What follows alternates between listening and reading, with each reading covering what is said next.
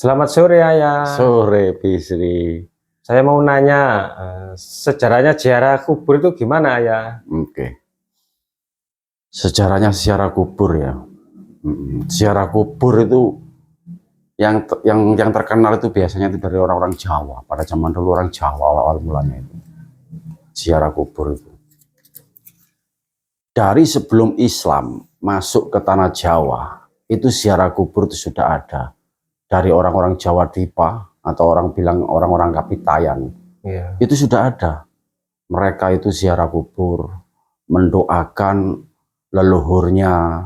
Ya itulah caranya dia komunikasi, membagi kasih sayangnya, cinta dan kasih sayang kepada leluhurnya, kepada keluarganya yang sudah meninggal. Nah awal mulanya begini. Pada zaman Majapahit ya, zaman Majapahit itu kota besar ya. Kota rame, negara yang besar dengan rakyatnya yang banyak, di mana masyarakat yang ada di desa itu berbondong-bondong menuju kota besar Majapahit untuk mencari pekerjaan, mencari nafkah.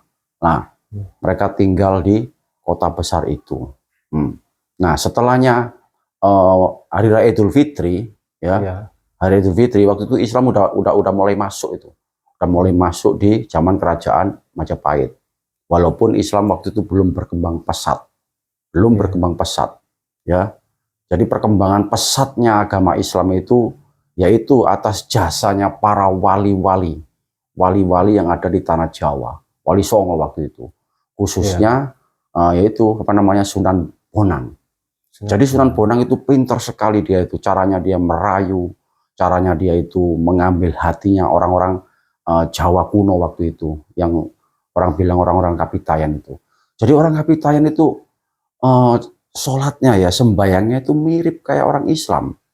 Dia juga ada sembayang dengan gerakannya, ada kayak takbirnya, ada bersendakap begini, ada ruku, ada sujud, ada duduk di antara dua sujud, sama seperti orang Islam gitu loh.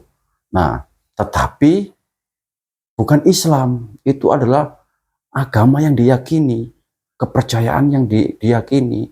Dia nggak menyembah Tuhan, nggak menyembah Allah, dia nggak mengenal kitab suci waktu itu, yaitu tradisinya mereka. Yang penting saya itu sembahyang, menyembah kepada Tuhannya. Nah, itulah orang-orang Kapitayan. Jadi dibilang sembahyang. Sembahyang itu menyembah pada yang itu maksudnya ya Tuhan itu.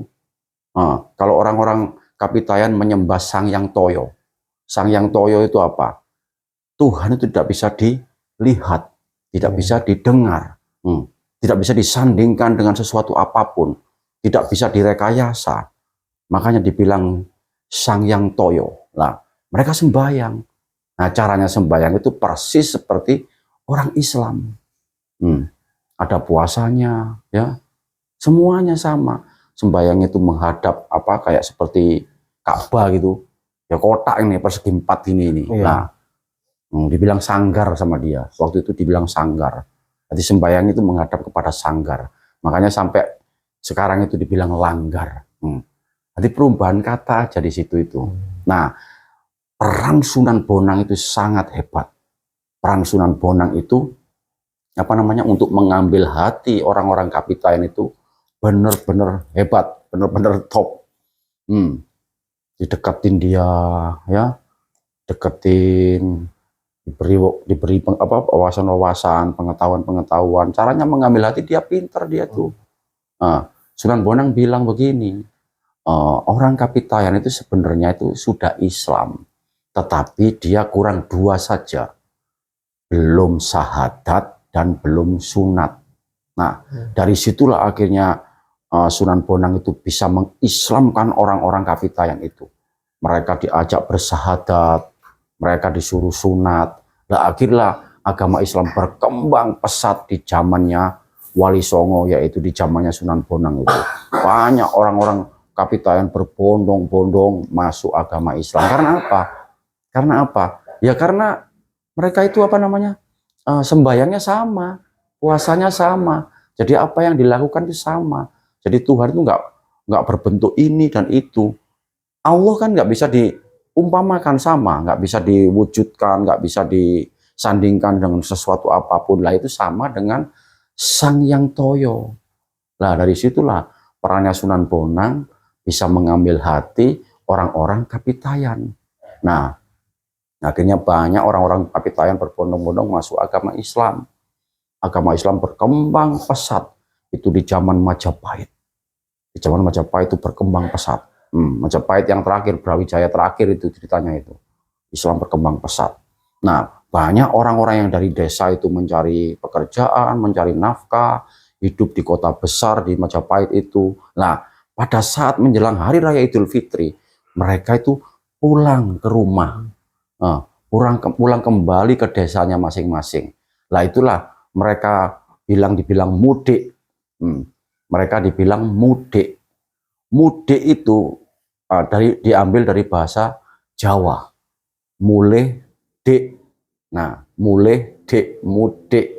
Kan gitu. Nah, dari kata itulah akhirnya terus sampai sekarang ini menjadi satu budaya, satu kebiasaan yang dilakukan oleh masyarakat Jawa.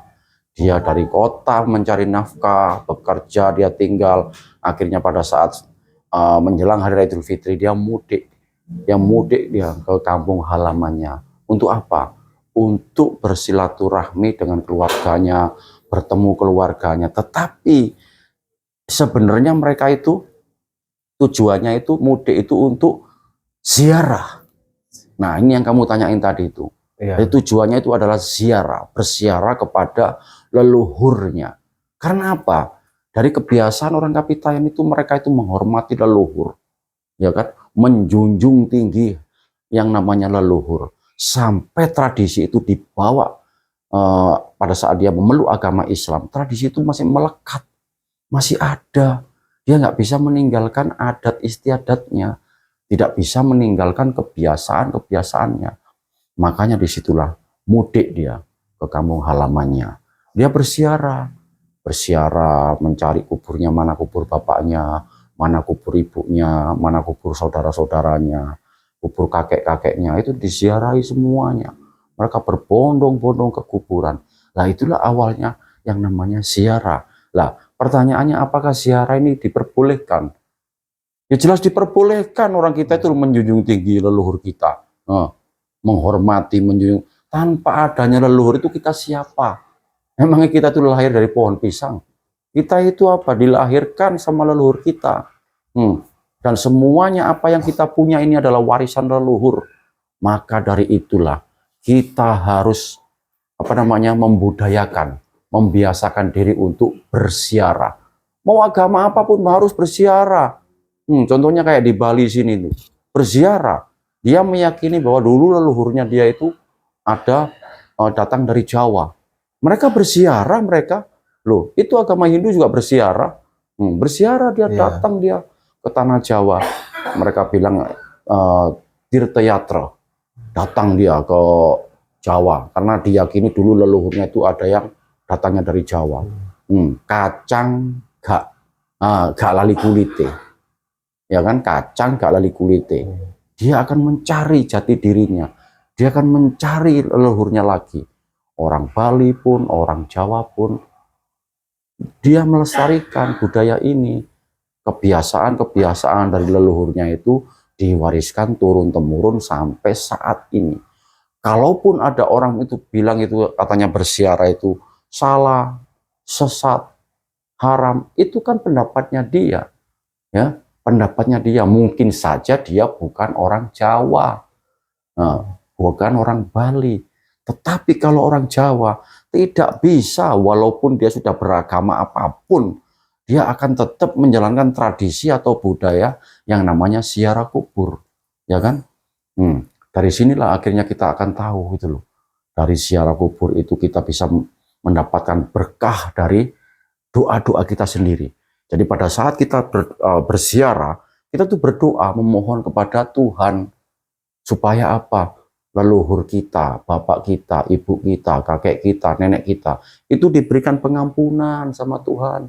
Tuhan, ampunilah dosa-dosa bapak dan ibuku, berikanlah jalan yang terang, berikanlah kebahagiaan di sampingmu Tuhan. Itu doa kita yang berziarah ke kubur itu. Dan nantinya doa-doa kita itu akan disampaikan kepada malaikat, kepada Tuhan. Ini Tuhan, doanya si A, doanya si B.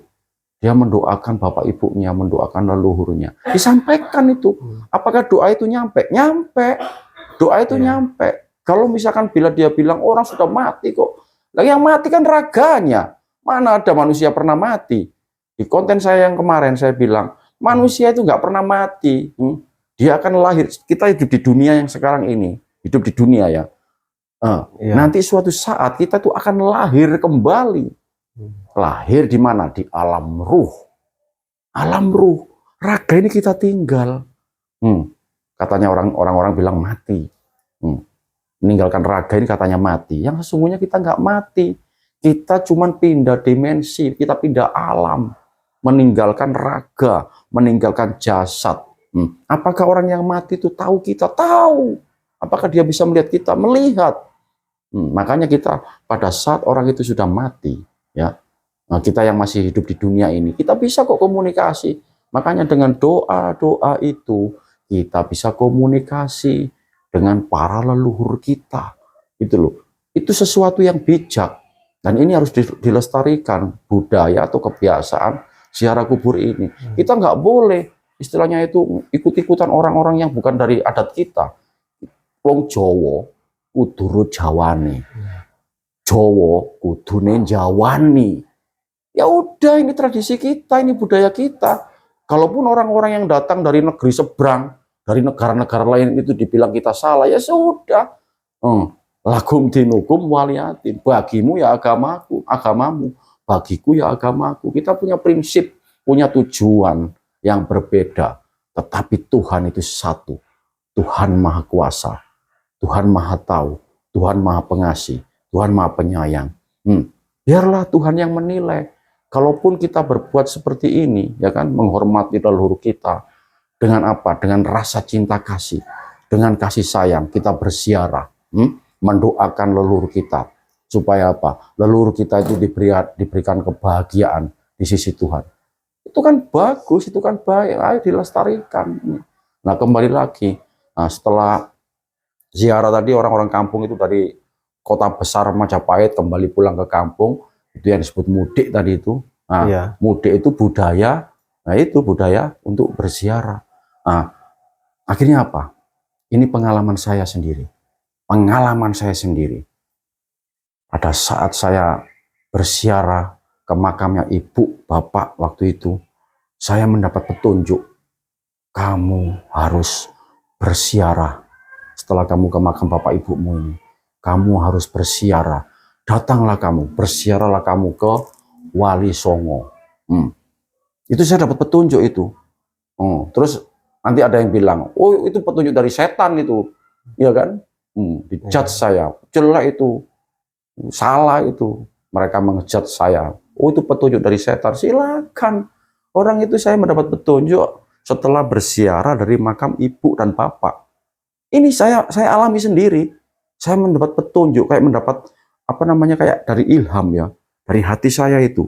Bukan dari telinga yang saya dengar, tapi dari hati yang paling dalam itu seperti mengucapkan, kamu harus setelah dari sini, nanti kamu cari waktu, berziarahlah kamu ke makam Wali Songo. Akhirnya saya berdiri. Kenapa saya harus disuruh ke makamnya Wali Songo? Akhirnya saya pikir-pikir, oh iya, Wali Songo itu, para wali itu yang menyebarkan agama Islam, yang membesarkan agama Islam di tanah Jawa ini. Oh, udah, akhirnya dari apa namanya, yang saya resapi itu, oh ini berarti positif. Saya harus berziarah ke makam wali. Lah ternyata orang Jawa semua itu juga seperti itu. Mereka itu apa namanya, seperti kayak kebiasaan.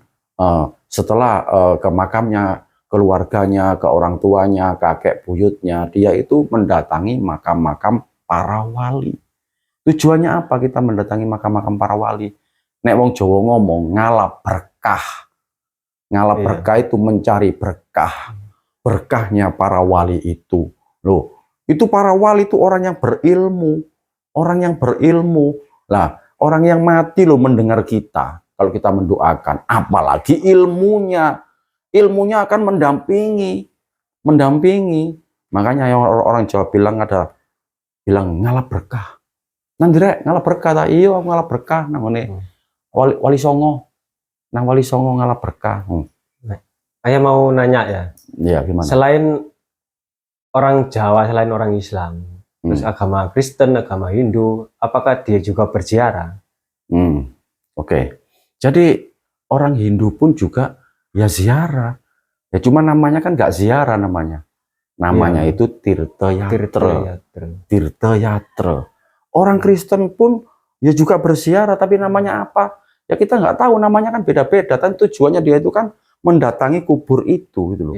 Mungkin karena rasa kasih sayangnya, rasa kangennya, ya dia mendatangi tempat itu gitu loh. Orang Kristen saya pernah kok lihat dia datang ke kuburan, dia bersih-bersihin kuburan, nggak tahu apa yang dia lakukan. Yang penting dia kan datang ke kubur. Orang Hindu pun juga, ya semuanya, orang Buddha juga, orang Islam juga. Pokoknya intinya itu ziarah itu membangun komunikasi antara kita yang hidup di dunia ini kepada orang yang meninggal. Karena pada hakikatnya manusia itu tidak pernah mati. Nah, mati itu kita meninggalkan raga ini. Meninggalkan raga ini, keluar dari raga ini menuju ke dimensi yang berikutnya, yaitu alam ruh. Yang di sini alam dunia, itu alam ruh. Jadi ziarah itu sangat penting sekali. Oke ya, jadi saya teruskan lagi pengalaman tadi yang saya alami ya. Akhirnya saya mendapat kayak seperti ilham, seperti petunjuk itu, saya harus berziarah ke para wali. Udah, saya datang waktu itu sekitar tahun 95 awal ya, 95 awal. Ya, ingat saya. Tahun 95 awal saya naik mobil itu kalau nggak salah sama anak-anak itu, berapa orang itu? 8 kalau nggak 7 kalau nggak salah ya. 7 orang kayaknya. Ya udah, saya ziarah ke makamnya Wali Songo. Ya, saya ke makamnya Sunan Bungkul, Sunan Ampel, Sunan Kudus, Sunan Derajat, Sunan Bonang, Sunan Kalijogo, ya kan, sampai Sunan Gunung Jati, semua itu saya ziarahi. Ternyata apa? Setelah saya habis berziarah itu, saya seperti mendapatkan satu apa? Satu kayak kekuatan, kayak energi positif yang ada dalam diri saya. Iya, kayak timbul semangat, timbul rasa cinta kepada para wali-wali itu. Dan itu akan berkelanjutan. Seringlah saya akhirnya datang ke makamnya wali-wali.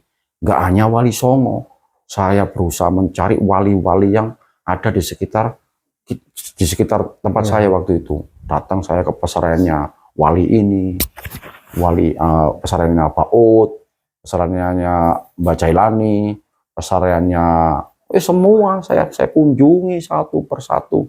Saya ngalap berkah ceritanya. Saya doakan, dan ternyata saya itu merasakan kayak doa yang saya sampaikan kepada wali itu seperti doa itu kayak dikembalikan lagi. Saya merasakan itu. Nah, itu pengalaman spiritual saya. Pengalaman spiritual saya pada saat saya berdoa.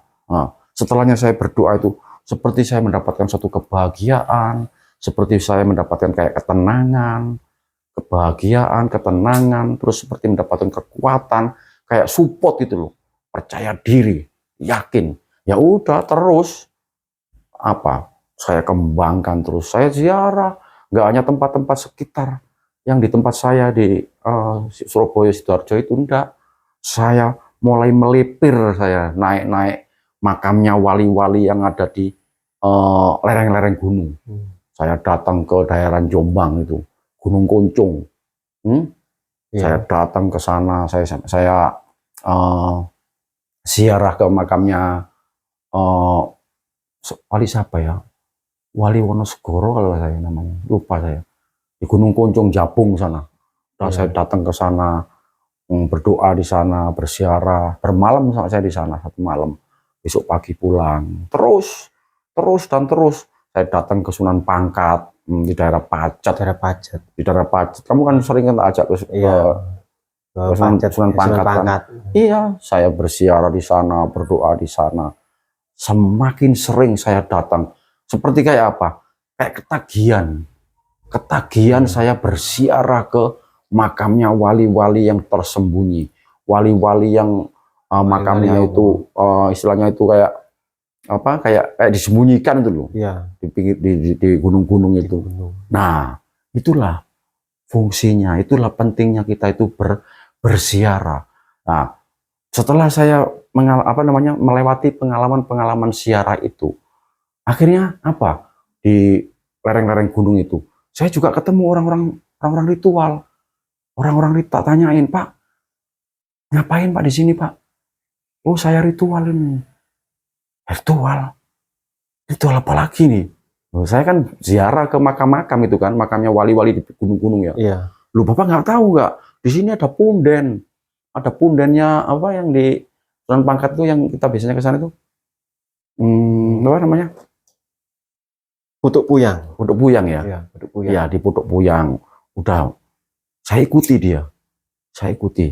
Jalan saya ke Putuk Puyang. Ternyata apa di sana? Itu punden. Kayak berbentuk batu besar gitu. Ya. Banyak kemenyan-kemenyan, banyak dupa-dupa. Orang itu berdoa. "Pak," saya tanyain, "apa maksudnya ini, Pak? Kok Bapak doa-doa di batu-batu gini-gini nih?" Kayak gituin kan. Orang kita nggak tahu waktu itu awal mulanya. Orang tujuan saya itu nyari makam-makam wali-wali yang di gunung-gunung. Nah, dia tuh ngomong, "Ini punden ini, Nak. Punden itu ya, apa namanya, tempat dulu leluhur kita itu, apa namanya, komunikasi dengan Tuhan, komunikasi dengan alam sekitar." Udah saya mulai dikasih tahu, oh punden ya. Jadi mereka leluhur-leluhur itu kalau misalnya komunikasi dengan Tuhan, komunikasi dengan alam sekitar, dia itu mencari tempat-tempat yang tempat-tempat yang tersembunyi, tempat-tempat yang sulit dijangkau sama manusia. Makanya tempatnya ya seperti ini nih. Ini namanya Putuk Puyang ini. Udah, saya juga ikut-ikutan dah. Oh, berarti bagus ini. Ini berarti tempatnya leluhur-leluhur kita.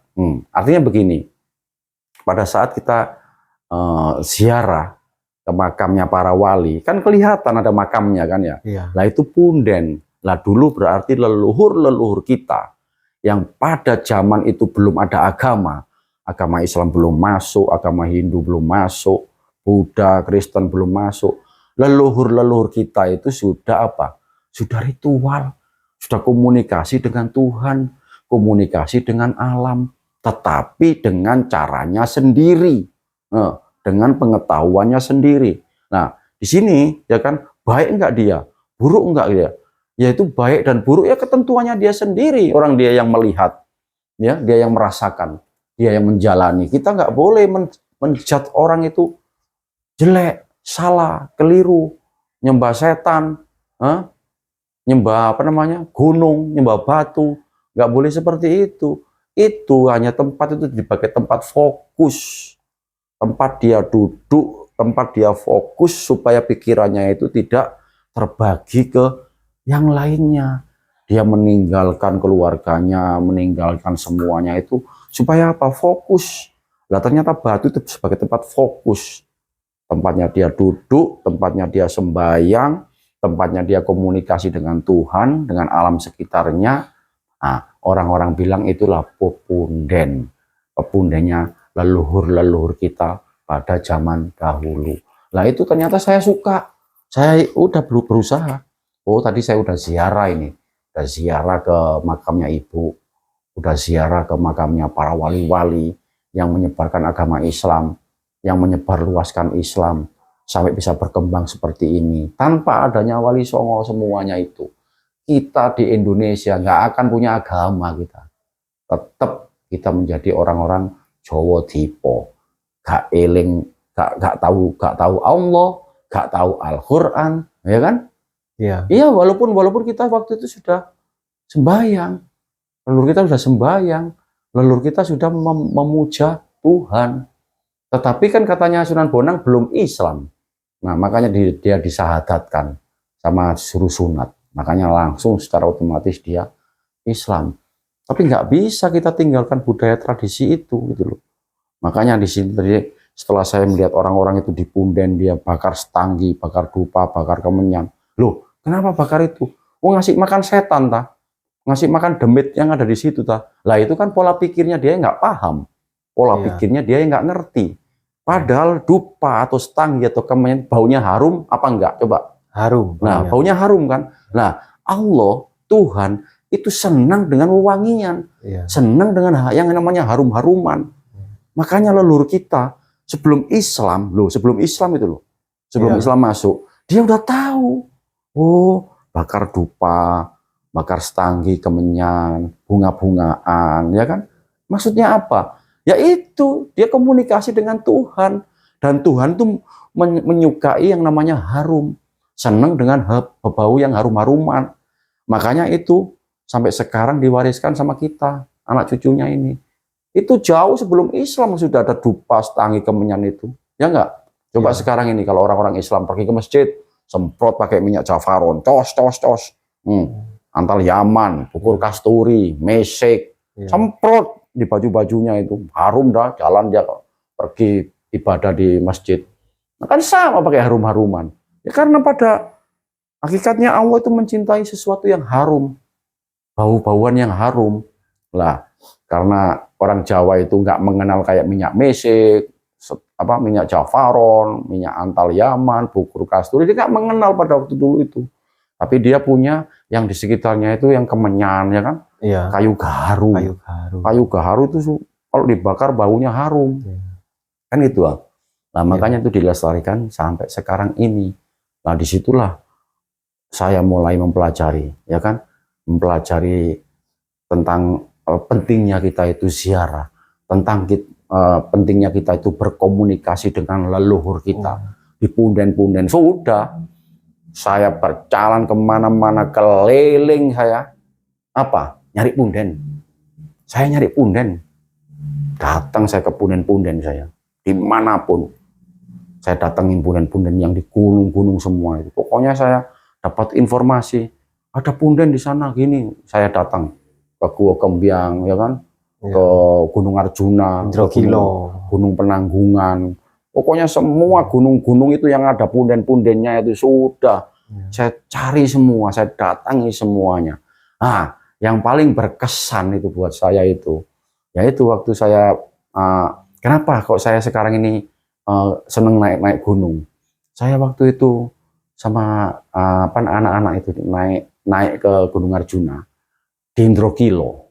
Nah, di situ kan ada pundennya yang Semar, pundennya Begawan Mintorogo, Begawan siapa lagi? Itu yang pertapanya Arjuna itu loh. Yang pertapanya Arjuna itu siapa namanya? Lupa saya. Ya, pokoknya pertapanya Arjuna lah di situ. Nah, di situ saya sembahyang di situ, saya meditasi di situ, saya berdoa di situ.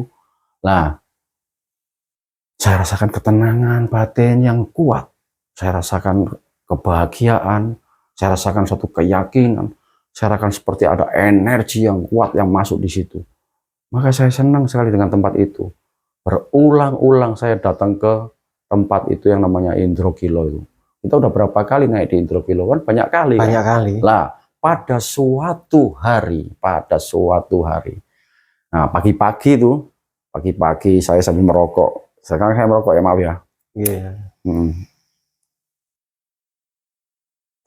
Saya merokok pagi-pagi itu. Ketemulah sama 3 orang pemuda yang bawa tas besar-besar, kayak tas ransel besar-besar gini. Dari atas dia turun, dok. Saya tanyain, Mas, dari mana? Dari puncak, Pak. Puncak. Padahal saya naik ke Indrokilo itu, bayangan saya itu sudah, itu puncak itu. Orang namanya kita nggak ngerti, udah tinggi kan, udah jalan berapa jam itu ya? 4 jam. Nah, udah jalan sekitar 4 jam ya. Bayangan saya itu udah tinggi sekali waktu itu. Orang kita nggak ngerti gunung. Dari puncak, Mas. Coba sama berhenti dulu, Mas, berhenti dulu. Kita merokok dulu, tak kasih saya merokok. Oh iya, Pak. Saya kasih dia rokok, ya. Saya kasih dia rokok, kita merokok. Saya coba Mas, saya ceritain ya. Mas tadi itu jalan tuh ke puncak, katanya di sana ada puncak. Iya, ada puncaknya. Berapa jam kira-kira? Kira-kira kalau dari sini kalau kita mau ke puncak itu, wih lama Pak. Ya puluhan jam gitu. Saya kaget. Masa puluhan jam? Jadi puluhan jam dari sini masih? Iya, masih puluhan jam Pak. Oh gitu ya? Iya. Terus di sana ada puncaknya, ada kawahnya gitu, gunung itu. Iya, ada kawahnya gunung itu Pak. Ngong, saya mikir, Orang namanya nggak ngerti apa-apa, belum ngerti gunung ya. Intro kilo bagi saya tuh perasaan udah tinggi sekali Tinggi, waktu itu ya. kan ya. Tawarannya dingin ya kan. Kalau datang ke sana Iya. kan bawahnya kan udah dingin gini. Dingin sekali. Terus di sana di puncak itu dinginnya kayak sini Pak, ya kurang dingin Pak katanya gitu. Terus semakin saya mikir, coba ini kalau bener nggak di sana ada puncaknya, udah. Besoknya saya turun pulang ke rumah, cerita itu sama keluarga semuanya.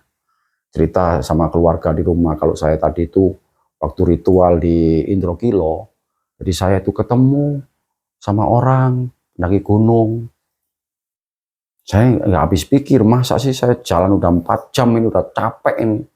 Dan saya rasakan tempat itu sudah tinggi sekali. Tapi anak itu bilang, katanya itu ada puncaknya di sana itu. Dari tempat saya jalan yang 4 jam itu masih berpuluh jam katanya. Puluhan jam. Penasaran lah saya waktu itu.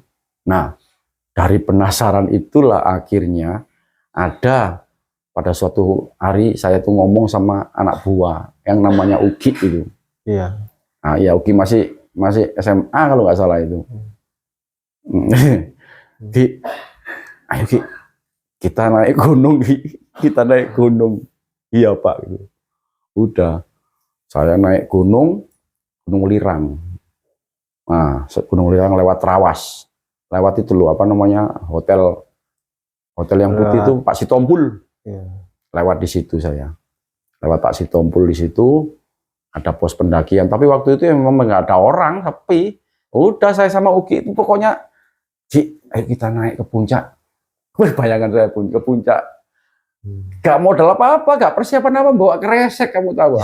Saya bawa kresek sama Ugi, itu isinya apa? Isinya air, isinya roti. Udah pakai sandal jepit. Pakai sandal jepit. Bayangan saya nanti tak bisa dah saya ke puncak itu. Orang namanya kita nggak ngerti apa-apa gitu. Iya. Belum pengalaman. Jalan lah saya sama Ugi. Jalan terus melewati pet bocor itu. Nah, melewati pet bocor terus saya naik.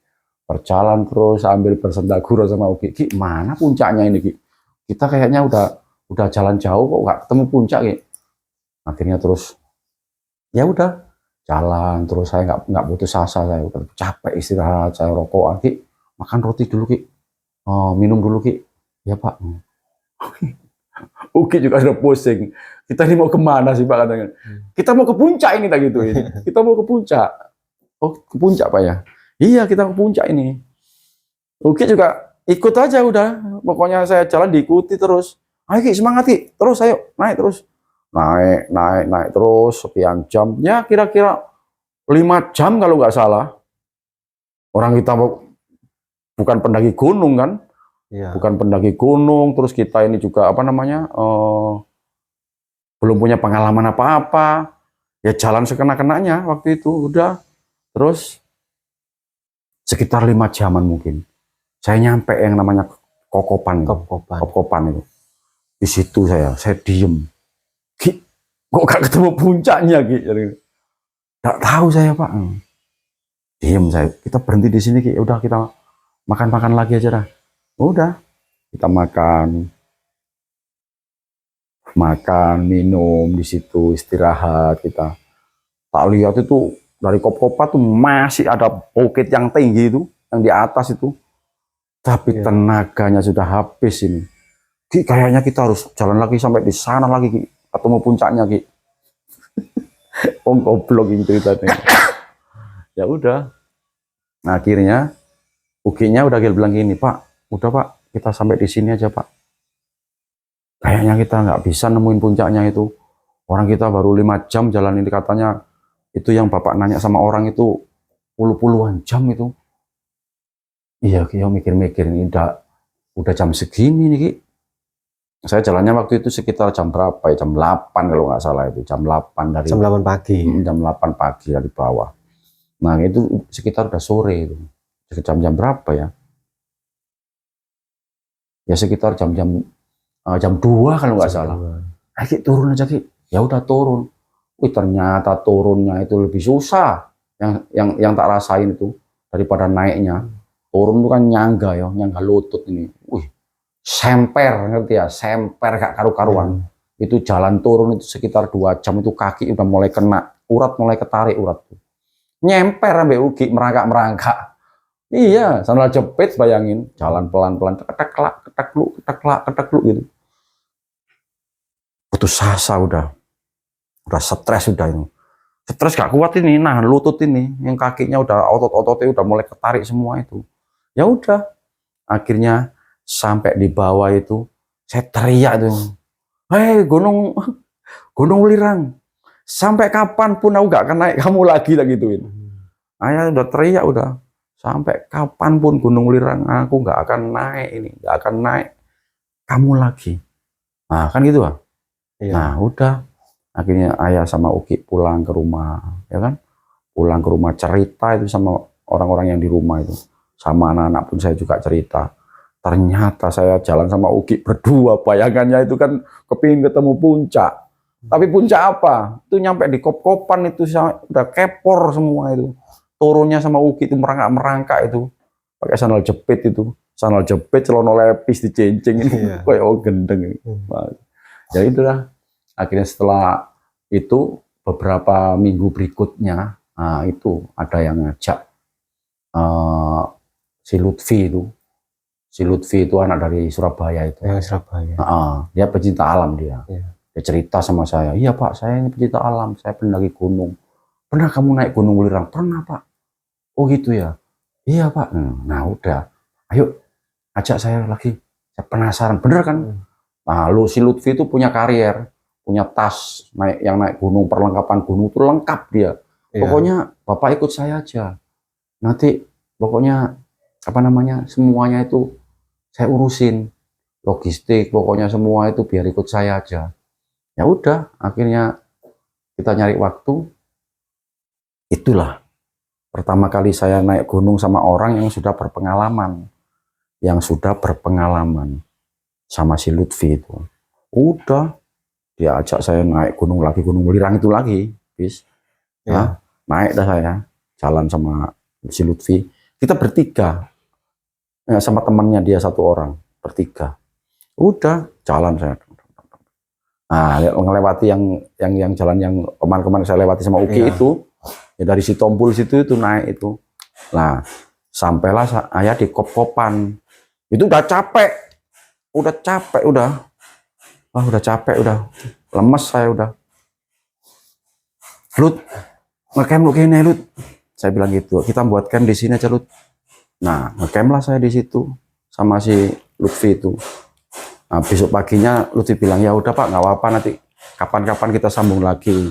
Kita cari happy aja, nggak usah ke puncak, nggak apa-apa. Yang penting kan Bapak udah pengalaman, udah 2 kali ke tempat ini. Nah, udah, iya Lut.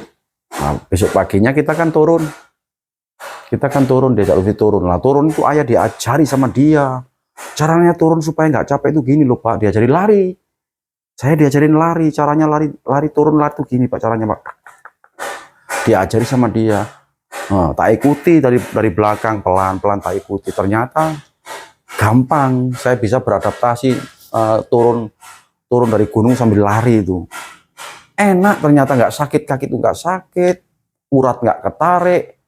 Ya udah seperti lari kecil itu, gitu. Sampai kita di bawah, saya di bawah, kaki saya nggak sakit. Kakinya saya nggak sakit, badan nggak sakit semua, biasa. Nah dari situlah saya mulai tertarik. Wih berarti naik gunung itu enak. Karena apa? Udah diajarin caranya jalan itu loh. Caranya jalan yang benar itu seperti apa. Terus caranya lari kecil, turun gunung itu bagaimana. Kan itu kan. Nah udah pengalaman. Mikir dah di rumah. Wih ternyata naik gunung itu enak. Seni. Pemandangannya bagus ya kan. Kita juga dapat pelajaran di sana, bisa memanage makanan, memanage minuman. Ya pokoknya banyak yang pelajaran yang dapat kita petik itu. Nah suatu hari lagi, nah udah gunung ini lagi. Iya, Iya. Welirang lagi, tapi serius. Cari puncaknya. Inilah perjuangannya yang paling hebat. Awal mula naik gunung ketemu puncak ini. Jalan saya. lewat Sitompul lagi kan, ya. lewat Sitompul lagi, udah Ketiga persiapan. kalinya ini ya. Ketiga kalinya ini bener-bener naik gunung, pakai sepatu, Persiapan sudah pakai kaos kaki, persiapan, pakai bawa jaket, pokoknya perlengkapan gunung udah kita persiapan bener-bener. Ini pendakian bener-bener, ini harus nyampe puncak. Ya sudah, jalan saya, lewat Sitompul lagi sampai ketemu Kop-Kopan, ngecamp kan gitu ngecamp lah saya di Kop-Kopan itu. Besok paginya saya berlanjut naik ke atas, apa namanya itu? Welit. Nah, ke Welit. Naik saya di Welit sana sama anak-anak. Sama anak-anak naik sampai di Welit di sana, udah udaranya dinginnya bukan main. Karena ada mata airnya itu kayak sumur itu. Ya, kayak sumur itu. Wah, kita mandi ya. Kalau mandi itu gini, itu yang namanya uap itu keluar itu dari badan kayak asap udah. Teriak-teriak dah kita semuanya. Woi, banyunya jernih, bening kayak aqua dah udah. Ya udah. Akhirnya terus besoknya kita mendaki ke puncaknya. Puncaknya Welirang itu jalan saya. Terus saya ketemu sama orang yang ini loh, apa namanya, yang ngangkut belerang. Yang ngangkut belerang itu. Saya ikuti dia dari belakang dia. Tak ikutin gini. Orangnya noleh gini lihat saya. Akhirnya terus saya diem. Ditungguin lah saya di depan itu sama orang yang nyari belerang itu. Dek, longgo kene. Kon ngetutno aku gak iso, iki gunungku iki, aku biasa liwat kene iki. Pulang pergi nggawa belerang abote 70 kilo, mekul. Loh, 70 kilo Pak dipekul. Iya tak pekul 70 kilo. Ya iki penggaweku bendino, jarene wong sing yang ngangkut belerang tadi. Belerang iku mau. Kon gak iso ngetutno aku, carane mlakune gak iso. Kon tak ajari gelem. Saya digituin, kamu tak ajari mau nggak kamu? Tak ajari caranya jalan supaya naik gunung ini, supaya kamu nggak capek, supaya bisa jalan jalan cepat tuh gimana? Oh nggih Pak. Ya udah, kamu ikuti gerakannya. Lah kakinya tuh begini, diajari jalannya itu, gerakannya itu. Ikuti pokoknya nafas keluar dari hidung. Itu caranya. Jadi narik nafas dari hidung, keluarnya dari hidung. Nggak boleh gini. Nggak boleh. Dari hidung ini. Pokoknya dari hidung nariknya, keluarnya juga hidung. Mulutnya nggak boleh dibuka. Terus langkahnya, pelan-pelan. Diajari, tak ikutin. Tak ikutin gerakannya, nafasnya, gerakan kakinya, tak ikutin pelan-pelan. Nah, akhirnya apa? Saya bisa berjalan berbarengan sama bapak itu. Terus katanya dia, Dek, sampai nih pinter, hebat, diurui sepi sana langsung isok rek. Nah, Dek, kamu udah pinter, kamu udah bagus itu. Orang kamu diajari sekali aja udah bisa, katanya gitu kan. Diajari sekali lu udah bisa. Lah makanya akhirnya dia bilang begini sama ayah. Dia bilang begini. Nanti suatu saat kamu kalau naik gunung itu jalanmu paling kuat. Ingetin itu, tak kasih tahu kamu. Nanti jadi kamu tuh orangnya itu kuat sekali. Loh kenapa Pak? Kok Bapak bilang begitu? Ya karena saya lihat nafasmu itu panjang. Jadi nanti itu kalau kamu jalan naik gunung itu pasti kuat kamu. Nafasmu panjang. Oh gitu Pak ya? Iya. Ya udah saya jalan terus sama bapaknya itu. Sampailah di puncak di sana itu. Puncaknya Gunung Welirang itu, saya lihat tuh di kawahnya banyak orang-orang yang nyari belerang, dikumpulin sama dia, diangkut, dikumpulin, dimasukin ke kayak kampil itu, kayak karung plastik itu, diikat sama dia turun dipekul, kek, kuat sekali. Ada satu orang itu dibilang Samson kalau nggak salah itu, orang dia mekul ada yang kuat 100 kilo. Jadi beberapa puluh orang yang pengangkut belerang yang di sana itu, yang ngangkut belerang, dia itu ada 2 orang yang bisa ngangkut sampai 100 kilogram. Padahal yang standarnya mereka orang-orang yang cari belerang itu biasanya tuh maksimal 70 kilogram. Tapi 2 orang ini bisa ngangkut sampai 100 kilogram. Itu orang yang terkuat. 2 orang itu. Tunjukin saya, itu loh orangnya. Yang paling kuat itu bisa ngangkut 100 kilogram. Bayangin, kita turun aja nggak bawa apa-apa aja udah repot itu. Dia ngangkut tuh. Ngangkut yang apa namanya? 100 kilogram, bayangin. Saya nyoba akhirnya, Pak, tak coba Pak ya, saya Pak ya. Ngangkut, gimana sih rasanya? Tak angkat dah yang 70 kilo, nggak yang 100, saya coba yang 70 kilo. Yang 70 kilo itu tak ambil gini, tak taruh di pundak, tak angkat, saya jalan. Iyalah, paling-paling berapa meter ya, itu sekitar, nggak sampai 10 meter. Nggak sampai 10 meter udah capek udah. Wih, saya pakai di sini pundak 70 kilo itu udah beratnya. Iya, 70 kilo tak pikul. Apalagi pas jalan turun. Posisi turun. Iya. Tak pikul begini, tak pikul, tak angkat gini, jalan tak. Ya lebih 10 meter paling-paling, 10 meter aja. Udah mereset saya udah. Iya. Tak lepas Pak, ampun Pak, ampun, nggak kuat Pak. Cari kayak gini. Yang ini gede, dolek koyo dek. Nek gak ngene dapure gak ngepul ngene. Murah iki ngene. Aku iso balik ning pindho ngene iki. Katanya dia itu pekerjaannya dia ini untuk nyari nafkah untuk anak istrinya, ya kan? Terus kerja berat itu bisa dilakukan 2 kali itu sama dia.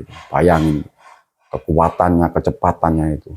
Nah, setelahnya saya dapat pengalaman diajari sama bapak yang penambang belerang ini, ya kan? Saya biasa naik gunung kemana-mana sama anak-anak buah saya. Anak buah saya ajari semuanya. Saya ajari semuanya teknik-teknik naik gunung. Saya membuat perkumpulan pendaki gunung ya, namanya Kripala. Namanya Kripala. Lah Kripala itu orang-orang tahu semua, anak-anak pecinta alam tahu semua itu. Kripala itu orangnya kuat-kuat. Kalau ndaki gendeng-gendeng itu, gila itu. Hebat nek melaku kayak setan, kayak miber. Itu tak terkenal itu di mana-mana itu, ya kan? Iya. Dan itu siapa yang mimpin? Yang mimpin itu saya ini, yaitu pengalaman saya. Jadi kita punya segala sesuatu itu nggak serta-merta, nggak moro-moro iso ngono, nggak moro-moro pinter ngono, nggak moro-moro kuat ngono. Enggak. Ya belajar, buktinya saya diajari itu. Diajari sama bapak yang penambang belerang itu. Akhirnya apa? Sampai detik ini, saya kalau naik gunung, belum ada yang bisa ngalahin kalau saya udah jalan itu. Di grupnya saya Kripala itu, saya lah yang paling kuat. Mau naik saya kuat, cepet. Turun pun saya juga kuat, cepet. Nah itu karena apa? Karena semangat, karena kegigihan. Lah, nggak cukup semangat, nggak cukup gigih. Tapi ada yang ngajarin. Itulah pentingnya kita hidup di dunia ini. Gak moro-moro serta-merta kita jadi pinter, kita jadi kita bisa kuat. Ya kita harus belajar. Kalau kita nggak tahu ya harus nanya. Nggak boleh kita itu ngomongin yang enggak itu. Jadi naik gunung itu penting gitu loh. Nah dari situlah pengalaman-pengalaman itu saya gali. Dan akhirnya apa? Saya pendaki gunung ini nggak hanya tujuannya nyari puncak, ya kan? Awalnya kepingin tahu, saya nyari puncak. Apa bener sih gunung itu ada puncaknya? Lah, ternyata bener di gunung itu ada puncaknya. Tapi akhirnya apa? Tak kombinasi. Wih, biasanya aku ritual. Saya kalau ritual itu di pesarean-pesarean kan gitu ya. Di pesarean-pesareannya wali-wali. Terus kadang-kadang kita ritual di punden-punden. Kita ngalap berkah kita ke punden-punden. Setelah itu berkembanglah kita naik ke gunung. Iya bayangin, kalau saya dulu leluhur saya itu kalau sembahyang ya, kalau komunikasi dengan Tuhan, komunikasi dengan alam itu biasanya tuh di lereng-lerengnya gunung. Ya, lereng-lereng gunung. Alangkah baiknya ide saya sendiri. Alangkah baiknya ini kalau kita ini ritual ini, ya kan? Ya. Ritual ini nggak di lereng-lereng gunung lagi, tapi di puncak-puncak gunung. Nah, dari situlah saya akhirnya berburu gunung-gunung. Di mana ada gunung yang tinggi, di situ pasti saya akan datang. Untuk apa? Untuk mendaki gunung itu, untuk mencari puncaknya. Nah, setelah nyampe puncaknya di sana, saya ritual, saya meditasi, saya berdoa, saya komunikasi dengan alam, sekaligus saya narik prana, narik prana di situ sama anak-anak. Terus dari gunung yang ada di mana, Flores, ya, Gunung Flores itu sudah saya daki itu. Kelimutu, Gunung Kelimutu, Gunung Ebolobo, sama Gunung Meja itu saya daki. Udah yang di belahan timur sana itu di Flores. Naik Gunung Rinjani, ya sudah saya daki semuanya. Terus naik gunung yang ada di Bali ini. Di Bali ini ada 10 gunung. Ada 10 gunung, sudah saya daki semuanya. Terus di tanah Jawa sana, di Jawa, di Pulau Jawa ada berapa gunung yang sudah kita daki, ya. Dari Banyuwangi aja ada Kawaijen, Gunung Raung, terus Gunung Argopuro, Gunung Semeru, Gunung Arjuno, Gunung Welirang, Gunung Penanggungan, Gunung Butak, Gunung Anjasmoro, terus Gunung Lamongan, ya, 10 gunung udah ya. Nah, terus di Jawa Tengah sana, di Jawa Tengah itu ada Gunung Lawu, Gunung Merbabu, Gunung Sumbing, Gunung Sindoro, Gunung Selamat. Udah tak daki semuanya. Nah, sampai ke arah barat lagi ada Gunung Cerme, ada Gunung Gede, Gunung Pangrango, Gunung Salak, sampai ke ujung barat lagi di Sumatera sana ada Gunung Kerinci, ya kan? Sampai di Sulawesi sana Gunung Latimojong. Saya daki semuanya. Ini saya nggak akan pernah berhenti saya naik gunung. Karena apa? Pada hakikatnya saya naik gunung itu tidak seperti pecinta alam yang lainnya. Yang tujuannya naik gunung itu mencari pemandangan, mencari sensasi, ya, sensasi pemandangan maksudnya, pengalaman-pengalaman di gunung itu.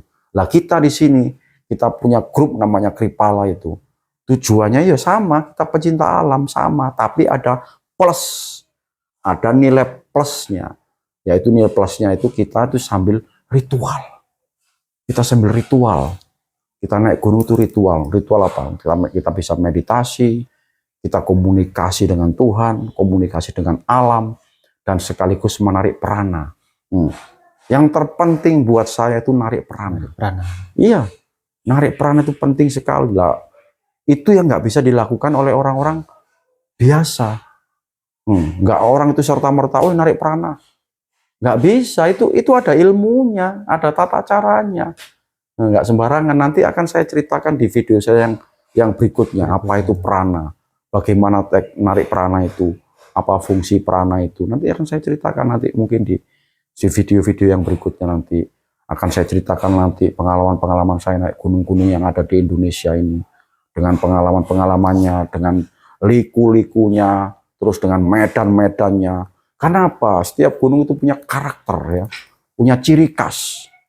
Kayak kamu semua ini, ada yang orang itu yang kecil, mungil, ya, ada orang itu yang tinggi, kurus, ada orang yang tinggi, besar, ada orang yang tinggi, gemuk. Nah, gunung seperti itu. Jadi persis kayak karakter-karakter manusia ini. Tapi jangan remehkan. Walaupun ini kecil, mungil.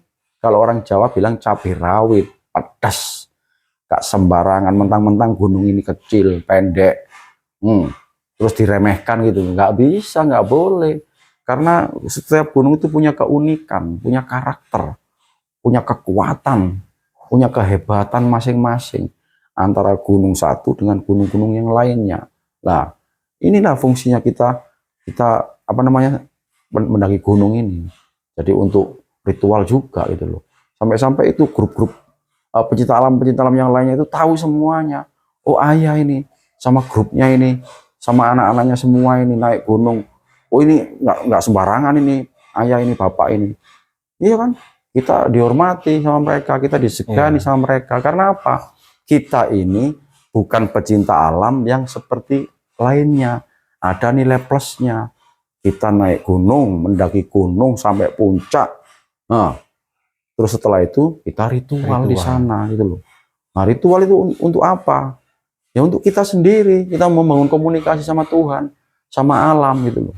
Nah, itu nanti saya akan ceritakan semuanya nanti pengalaman-pengalaman saya di gunung-gunung yang berikutnya. Nah, kembali lagi tadi pertanyaanmu itu katanya ziarah ya, sampai akhirnya rentetan. Nah, semua itu ada rentetannya. Rentetannya nggak serta-merta gitu. Oh, ziarah itu zaman sekarang ini loh. Sampai sekarang kan berziarah semua kan.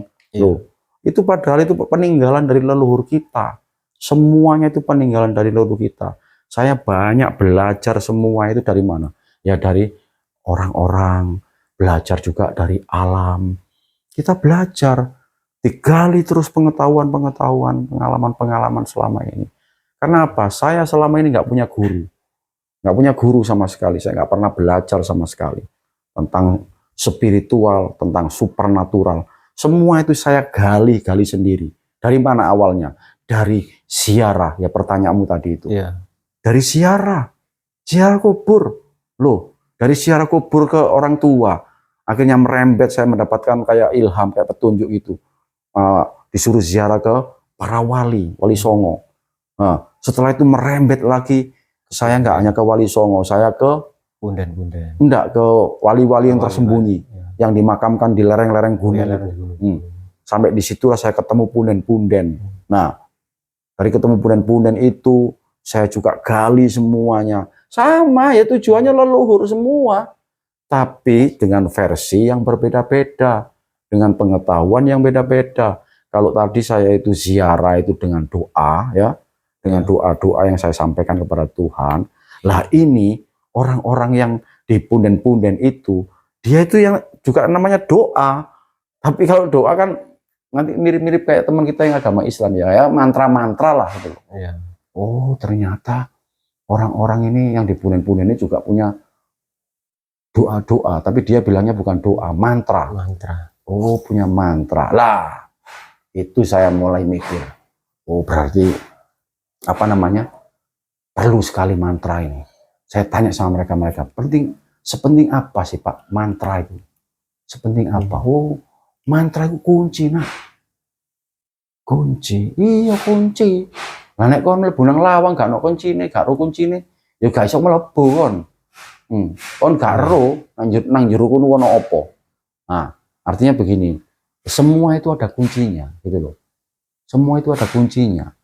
Kalau kita misalkan mau masuk pintu, kita itu nggak tahu kuncinya, kita nggak punya kuncinya, mana bisa kita membuka pintu itu? Di dalamnya itu ada apa? Kita kan nggak tahu, nak. Ya itulah yang namanya pentingnya mantra. Oh, mantra. Mantra itu doa sebenarnya. Doa sebenarnya. Cuman orang-orang Jawa yang kuno-kuno itu nggak tahu. Ya mantra. Bilang copo montro. Copo montro itu pengertiannya mantra yang dikhususkan. Nah, kalau mereka bilang orang-orang tua leluhur kita bilang copo montro. Nah, Jopo Montro itu berarti mantra atau doa yang dikhususkan, yang dispesialkan sama dia. Itulah yang dibilang Jopo Montro. Lah, dari sinilah saya berpikir akhirnya, oh gitu ya. Jadi semua itu harus ada doanya. Dan doa itu sebagai kunci. Oh jelas. Pikir-pikir lagi, saya gali semuanya. Saya bedah semuanya. Oh iya, orang-orang sholat, orang-orang beribadah, itu pun juga dengan doa. Nah, doa itu menyampaikan sebagai kunci, akhirnya bisa terbuka hubungan antara manusia dengan Tuhan, komunikasi dengan Tuhan, ada doa-doanya. Oh benar. Ini punden-punden ini, orang ini kalau ke punden ini, dia mantranya ini, ke punden ini mantranya ini, ke punden ini mantranya ini. Oh gitu ya. Nah, sama juga orang Islam, sholat subuh, niatnya kan beda. Usolli sunat subahi, ya kan? Kalau misalkan duhur, usolli fardo duhri, usolli fardo asri, usolli fardo maghribi, usolli fardo isya'i. usolli fardhu subahi. Iya. Kan beda-beda. Iya. Ya kan? Nah, beda-beda. Niatnya beda-beda. Oh, berarti punden sini itu beda dengan punden yang di sana. Oh, punden di sini beda dengan punden di sana. Yang sesungguhnya mereka itu sama. Menjalin komunikasi antara manusia dengan Tuhannya. Dengan caranya masing-masing. Ya kan? Ya. Dengan mahomnya yang masing-masing. Jadi kita, ya kan, sebagai umat, sebagai manusia, tidak boleh kita itu menjudge, ya, atau memvonis bahwa itu salah, itu keliru. Nggak boleh. Kalau sudah bilang itu salah, itu keliru. Lah, pertanyaannya, apakah punyamu itu sudah benar, gitu loh. Terus kamu itu sudah benar, kamu nggak salah, gitu loh. Oh, podo-podo nang alam dunia, sama-sama hidup di alam dunia, dewe durung ngalami mati, belum mengalami yang namanya mati, ya kan? Berarti kita semua itu masih dalam proses. Proses apa? Ujian, cobaan yang harus kita lewati. Nah, nanti setelah kita semua ini mati, alam dunia ini ditutup, baru di situ kita bisa tahu kita ini benar apa salah. Yang kita lakukan ini benar apa salah. Jadi yang menilai, yang menghakimi, yang menimbang itu hanya Tuhan, bukan manusia. Ya kan? Ya. Masa manusia sudah hidup di dunia sama-sama manusia berani nimbang-nimbang. Oh, salah itu, kafir itu, sesat itu, nang gunung nyembah setan, yang gunung nyembah watu. Lah terus kamu nyembah apa gitu loh. Oh, kamu sudah berani bilang menyesatkan orang, menyalahkan orang, nggak boleh. Maka dalam hal ini saya ambil tengah-tengahnya. Walaupun itu agama Hindu, agama Islam, ya sembahyang sama, sembahyang semua. Sembahyang menurut versinya beda-beda, menurut jalannya sendiri-sendiri. Ya mungkin tujuannya ya ke Tuhan satu.